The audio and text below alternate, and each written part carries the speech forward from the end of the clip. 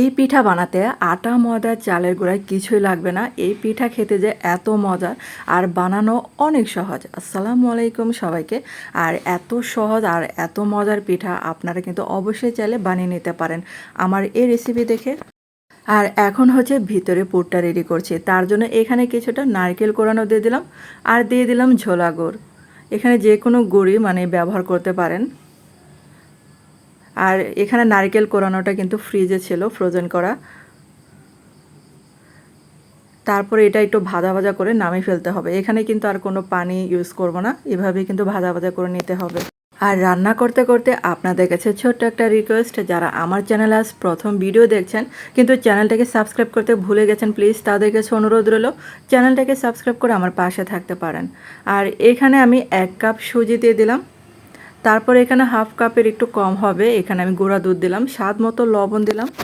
আর এখন হচ্ছে শুকনো উপকরণগুলো ভালো করে মিশিয়ে নিতে হবে। আর এখানে কিন্তু আপনারা চাইলে জাল করা ঠান্ডা দুধ সেটা ইউজ করতে পারেন। তো আমার হাতের কাছে ছিল না, আমি এখানে গুঁড়া দুধ দিয়েছি, তার জন্য এখানে নর্মাল পানি দিলাম। এখানে 1 কাপের মতো পানি লেগেছে আমার। আর যে দেখেন ব্যাটারটা কিন্তু এরকম হবে। আর এটা আমি ঢাকনা দিয়ে রাখবো 10 মিনিটের জন্য। আর এই যে 10 মিনিট পর এরকম হবে। তো এখানে আমি হাফ চা চামচের মতো বেকিং পাউডার দিয়ে দিলাম। বেকিং পাউডার দিয়ে এখন এই যে আবারও ভালো করে মিশিয়ে নিতে হবে। আর এখন কিন্তু আর কোনো রেস্ট দিব না। তারপর হচ্ছে যে প্লেটে আমি সেট করব সেখানে একটু ঘি মাখিয়ে নিলাম। আর ঘিটা আপনাদের হাতের কাছে না থাকলে এখানে সয়াবিন তেলও দিতে পারেন। তারপর হচ্ছে এখানে ব্যাটার দিয়ে আগে যে স্প্রেড করে নেব। আর এই পিঠাটা কিন্তু অনেক মজার হয়। তো অনেক সময় চালের গুঁড়া থাকে না, ভাপা পিঠা খেতে ইচ্ছা করে, তখন এরকম করে আপনারা ভাপা পিঠার মতো বানিয়ে খেতে পারেন, অনেক মজার হয়। সমস্ত প্লেটে কিন্তু এরকম করে দিয়ে দিলাম। তারপর হচ্ছে ভিতরে নারকেল পুরটা যে রেডি করেছিলাম সেটা দিয়ে দেবো। আমি কিন্তু সম্পূর্ণ পুরটা এখানে দিয়ে দেব। আর এখানে বেশি বেশি নারকেল দিলে অনেক মজার হয়, কামড়ে কামড়ে শুধু নারকেলই পড়বে। তারপর এখন কিন্তু নারকেল পুরটা দেওয়া শেষ। আর এর উপরে বাকি যে সুজির এটা ছিল বেটারটা, সেটা দিয়ে দিব।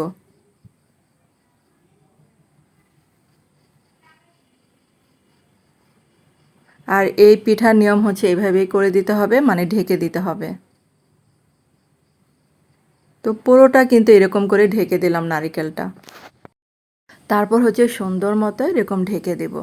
আর এর উপরে চাইলে আপনারা বিভিন্ন আপনাদের পছন্দ মতো ড্রাই ফ্রুটস দিতে পারেন।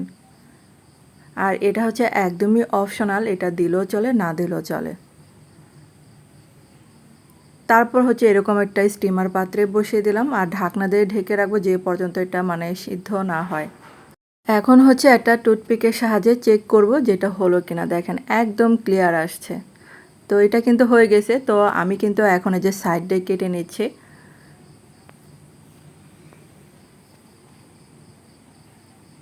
তো আপনারা আপনাদের পছন্দ মতো ডিজাইন করে কেটে নিতে পারেন।